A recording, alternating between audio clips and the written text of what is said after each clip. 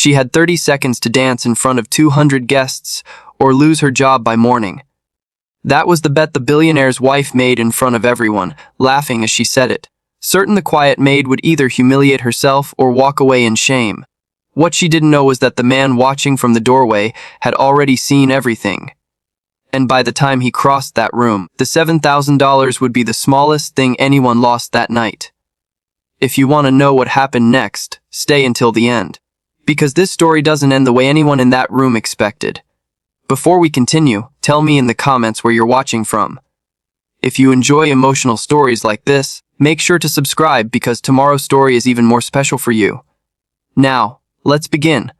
The Ashworth estate stretched across nearly 11 acres on the edge of the city, a property so large that even the staff who had worked there for years still discovered rooms they had never entered.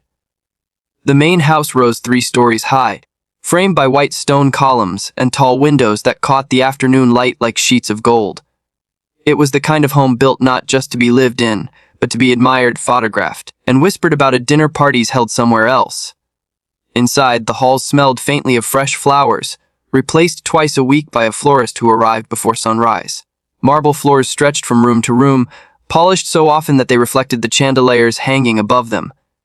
It was, by every outward measure, a house built entirely around perfection.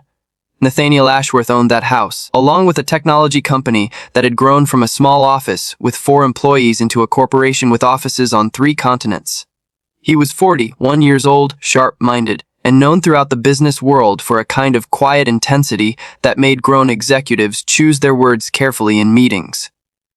But those who worked inside his home, rather than his boardrooms, knew a very different man. He remembered birthdays. He asked about people's families. He noticed when someone seemed tired and told them to take the rest of the day.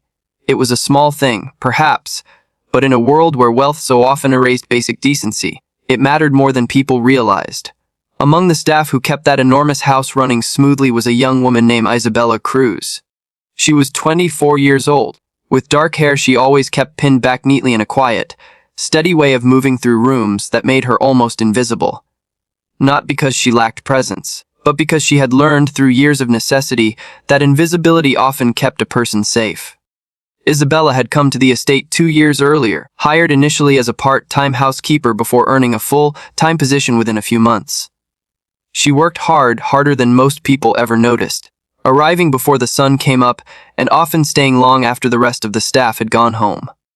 She sent most of her paycheck to her mother, who was raising Isabella's younger brother back in the small apartment where Isabella herself had grown up.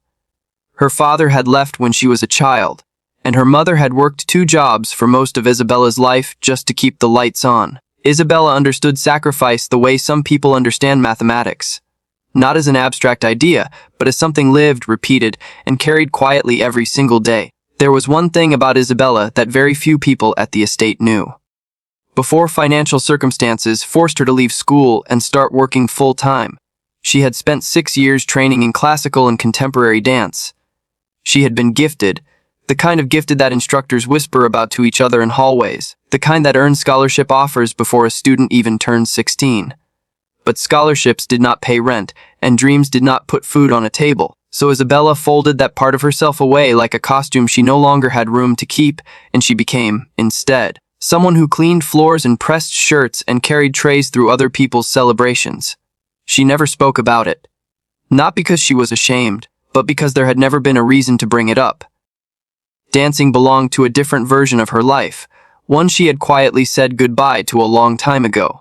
Nathaniel had been married for 8 months to a woman named Vivian Cole, a former pageant queen turned social media personality with nearly 2 million followers who watched her document a life of designer bags, exotic vacations, and carefully staged candid moments.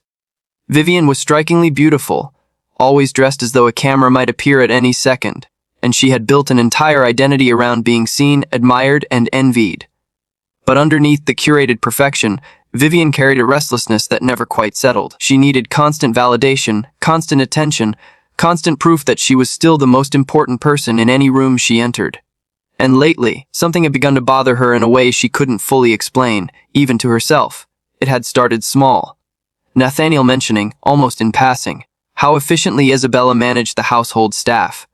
Nathaniel complimenting Isabella's calm demeanor, during a stressful dinner with international investors, saying she handled the chaos better than most executives he'd worked with. None of it meant anything beyond simple appreciation. But to Vivian, attention given to anyone else, especially someone who worked in her own home, felt like attention stolen directly from her. She began watching Isabella more closely, though she told herself it was nothing, just curiosity, just awareness of the people who moved through her house every day. But somewhere underneath that explanation was something colder, something she refused to name even to herself. The head of staff, a composed older woman named Margaret, who had managed the Ashworth household for nearly 20 years, noticed the shift in Vivian's behavior long before it became obvious to anyone else. Margaret had seen wealthy women come and go through that house, had learned to recognize the particular kind of insecurity that hid behind expensive clothing and perfect makeup. She pulled Isabella aside quietly one afternoon after Vivian had snapped at her over nothing more than the placement of a vase. "Keep your distance where you can," Margaret said gently, resting a hand briefly on Isabella's shoulder. "Some people feel smaller the moment someone else shines, even a little. Don't give her a reason to notice you more than she already has." Isabella nodded, because that was what she always did. She kept her head down.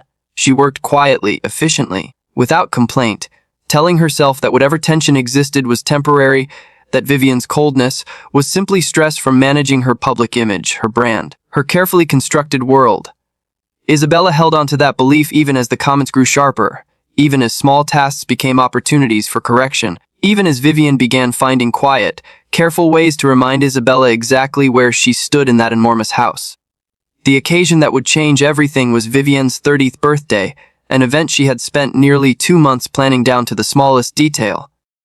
She wanted it to be extravagant, memorable, the kind of party that would dominate headlines and social feeds for weeks. Nearly 200 guests were invited, including business partners, childhood friends, minor celebrities, and a small army of photographers hired specifically to document every angle of the evening.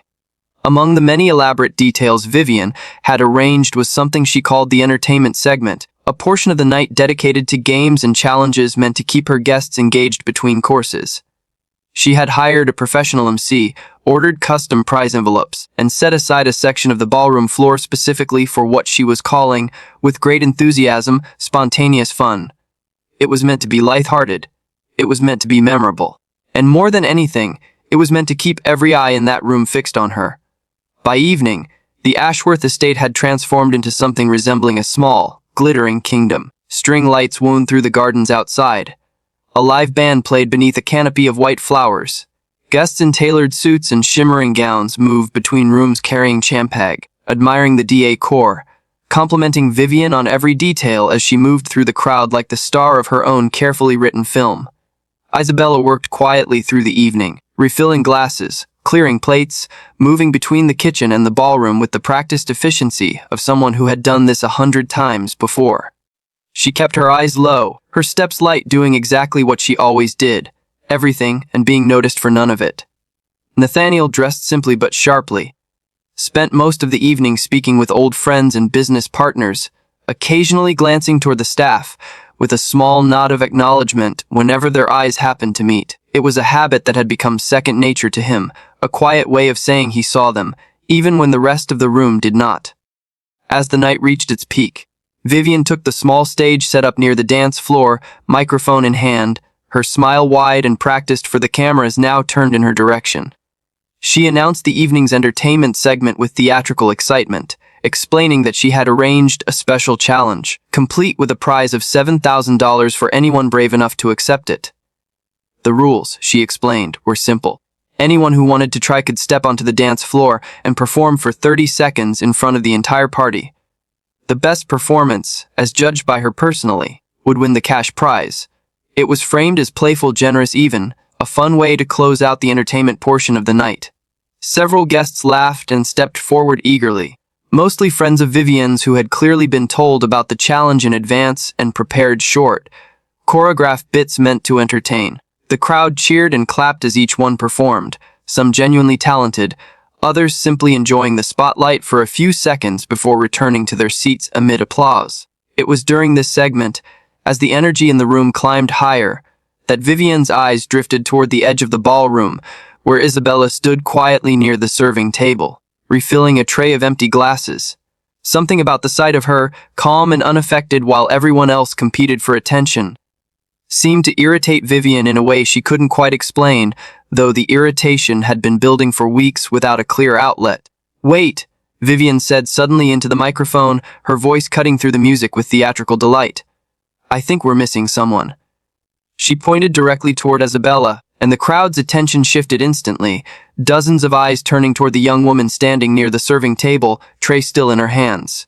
"You," Vivian said, smiling in a way that did not reach her eyes. "Come on up here. Show us what you've got." A ripple of nervous laughter moved through the guests. Isabella froze, her grip tightening slightly around the tray, uncertain if Vivian was serious or simply making a joke at her expense that would pass in a few seconds if she stayed still and quiet enough. "I don't dance," Isabella said carefully, keeping her voice low, hoping the moment would move past her. But Vivian was not interested in letting it move past. She had found something to focus on, something to redirect the restless irritation she had been carrying all evening, and she leaned into the microphone with exaggerated encouragement. "Oh, come on," she said, her tone sweet but sharp underneath. "Everyone can dance a little. It's just 30 seconds. Unless, of course, you're worried about embarrassing yourself in front of everyone." The words landed exactly the way Vivian intended, drawing attention, drawing louder, drawing the crowd's focus toward Isabella in a way that made refusing feel almost impossible without appearing rude or ungrateful. Several guests began clapping rhythmically, urging her forward, caught up in the momentum of the moment without fully understanding what was happening beneath the surface. $7,000, Vivian added, waving the envelope playfully in the air. "That's more than you probably make in months, isn't it? Come on, don't be shy. Show everyone what the help can do when she's not carrying trays." The comment drew a few uncomfortable laughs, the kind that come from people who sense cruelty but choose not to name it out loud. Marguerite, standing near the kitchen entrance, felt her stomach tighten watching the scene unfold, wishing desperately she could step in without making things worse for Isabella. Isabella stood frozen for a long moment, tray still in her hands, feeling the weight of 200 pairs of eyes settling on her. She could feel her face growing warm, humiliation rising in her chest, the old instinct to simply disappear pulling at her strongly. But underneath that instinct was something else, something quieter, something that had been folded away for years but had never fully disappeared.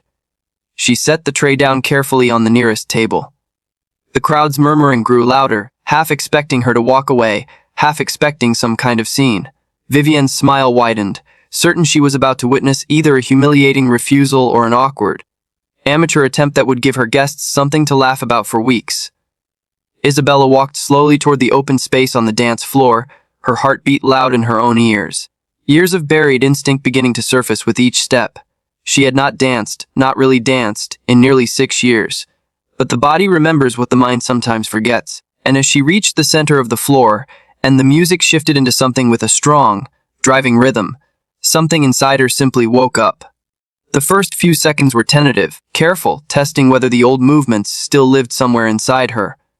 But by the time the beat fully settled, Isabella's body had already answered the question. She moved with a precision and control that silenced the nervous laughter almost instantly.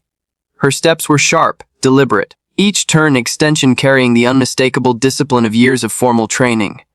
It was not the playful, amateur performance anyone in that room had expected. It was something else entirely, controlled, powerful, and unmistakably skilled. The room fell into stunned silence, broken only by gasps and scattered applause that grew louder with every passing second. Phones rose into the air, capturing the moment as Isabella moved through a sequence that clearly belonged to someone who had once trained seriously, someone whose talent had simply been buried beneath years of necessity rather than absent altogether. Vivian's smile faltered in real time, her confident expression sliding into something closer to confusion than alarm as she realized the moment was slipping entirely out of her control. This was not the humiliation she had orchestrated. This was the opposite, and it was at that exact moment, as the final seconds of the 30-second challenge played out and the crowd began cheering in genuine astonishment, that Nathaniel Ashworth walked through the ballroom entrance, having just returned from a brief phone call in his study. He stopped near the doorway, momentarily confused by the crowd gathered around the dance floor, before his eyes found Isabella at the center of it, moving with a grace and precision that stunned him as much as everyone else in the room. He had known Isabella for 2 years. He had seen her manage his household with quiet competence, seen her handle stressful evenings with steady calm. But he had never once imagined this version of her, the one now commanding the attention of 200 guests with nothing more than movement and rhythm. As the music ended and Isabella came to a stop, breathing hard but composed, the room erupted into applause, far louder and more genuine than anything the earlier performances had received. Several guests rose to their feet. Someone near the front shouted that she deserved the prize outright, no judging necessary. Vivian, standing frozen near the small stage, forced a smile that did not match the panic clearly building behind her eyes. She had wanted a moment to entertain her guests at someone else's expense, a small cruelty disguised as fun. Instead, she had accidentally created the single most talked about moment of her own birthday party, and it belonged entirely to the woman she had tried to humiliate. Nathaniel moved through the crowd toward the dance floor, his expression unreadable to those watching closely. He stopped a few feet from Isabella, who stood there slightly breathless, uncertain suddenly of what would happen next, whether this moment would cost her the quiet, stable life she had built for herself and her family. "How long have you been training?" he asked, his voice calm, genuinely curious, cutting through the noise of the crowd around them. 6 years, before I had to stop, Isabella answered quietly. "I never meant to make a scene tonight. I only did it because my wife pressured you into it in front of 200 people." Nathaniel finished for her, his tone shifting into something firmer, though still controlled. He turned toward Vivian, who was still standing near the stage, the envelope of prize money clutched tightly in her hand as though it might somehow rescue the situation. "What did you call her up there?" he asked, his voice carrying clearly through the now silent ballroom. Vivian's mouth opened and closed several times before she managed an answer. "It was just a game," she said quickly, "just a bit of fun for the party. I didn't mean anything by it." "You called her the help," Nathaniel said evenly, in front of everyone, and implied she'd embarrass herself. That wasn't fun. That was cruelty dressed up as entertainment. A few guests shifted uncomfortably, some lowering their eyes, remembering the laughter they had joined without thinking twice, suddenly aware of how it must have looked from where Isabella had been standing. "This isn't about tonight," Nathaniel continued, his voice steady, carrying none of the anger one might expect, which somehow made his words land even harder. "I've watched the way you speak to the staff for months. I told myself it was stress from the wedding, from adjusting to this life. I made excuses because I wanted to believe the best about you. But tonight, in front of everyone, you showed me exactly who you are when you think it doesn't matter who's watching." Vivian's face went pale, understanding settling in as the reality of the moment closed in around her. "Nathaniel, please, we can talk about this privately." "You didn't offer her privacy," he said quietly. "You didn't offer her respect. You offered her humiliation in front of 200 people because it made you feel powerful for a moment. I think it's only fair the consequences happen in front of the same people." He turned to face Isabella directly, his expression softening considerably. "I'm sorry," he said simply. "You didn't deserve that, and I should have stepped in sooner." Isabella shook her head gently. "You're here now," she said. "That's more than most people would have done." Nathaniel reached into his jacket, retrieving his own checkbook, a habit from an older generation of business dealings that he still carried out of preference rather than necessity. He wrote a number far larger than $7,000, tore the check free and extended it toward Isabella in front of the entire room. "This isn't a prize for a challenge," he said. "This is respect, long overdue. And starting Monday, if you're willing, I'd like to help you find your way back to the training you gave up. Whatever it costs, whatever it takes. Talent like that doesn't belong buried under trays and linen closets." The room, still absorbing the shock of everything unfolding, broke into quiet, stunned applause once more, this time carrying a different kind of weight, one rooted in genuine respect rather than spectacle.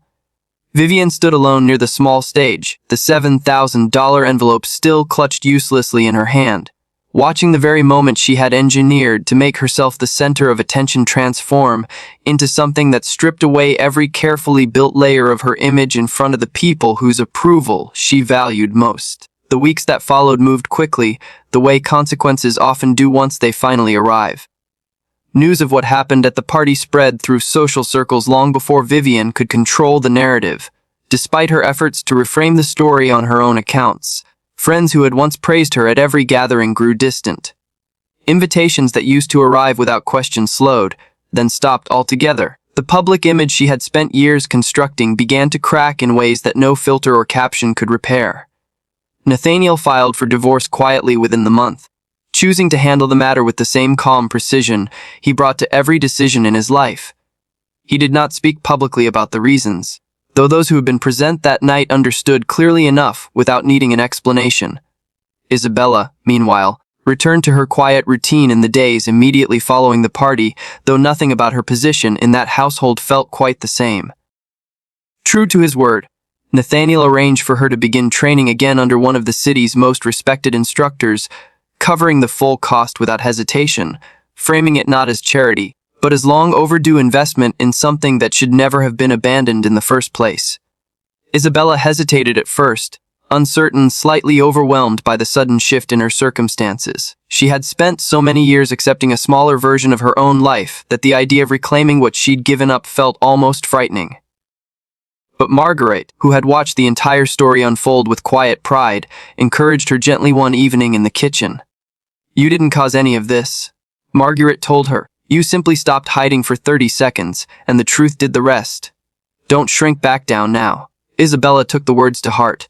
Within a year, she had returned fully to formal training, eventually performing in small local productions before catching the attention of a touring temporary company that offered her a full-time position. She continued to send money home to her mother, though now it came from choreography work and performance fees rather than a maid's modest wages.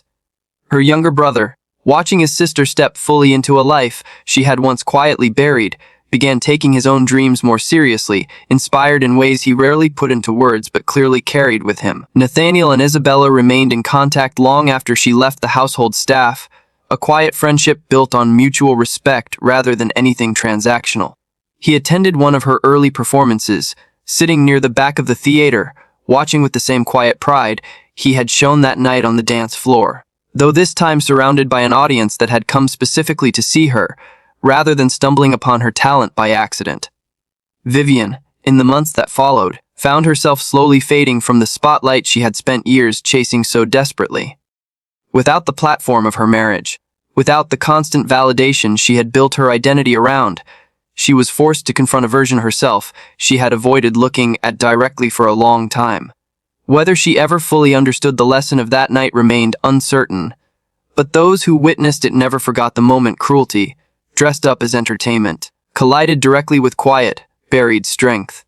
In the end, the $7,000 that had been offered as a prize meant to embarrass someone became almost irrelevant, a footnote in a story that turned out to be about something far more valuable.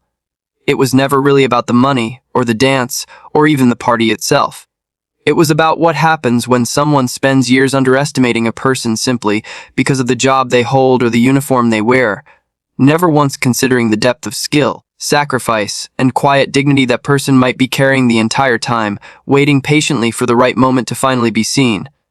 Isabella never asked for revenge that night. She never wanted Vivian to lose everything, and she said as much whenever anyone brought up what had happened. She had only wanted, in that single moment, the freedom to stop shrinking herself smaller than she actually was. Everything that followed, the recognition, the opportunity, the return to a life she thought she had lost forever, came not because she sought it, but because she finally allowed the truth of who she was to step into the light, if only for 30 seconds. And sometimes, that's all it takes. 30 seconds of honesty in a room full of people who had never truly looked closely enough to see what was standing quietly in front of them all along. If this story moved you, take a moment to like this video and share it with someone who needs a little hope today. Subscribe for more stories like this one, because there are many more still waiting to be told.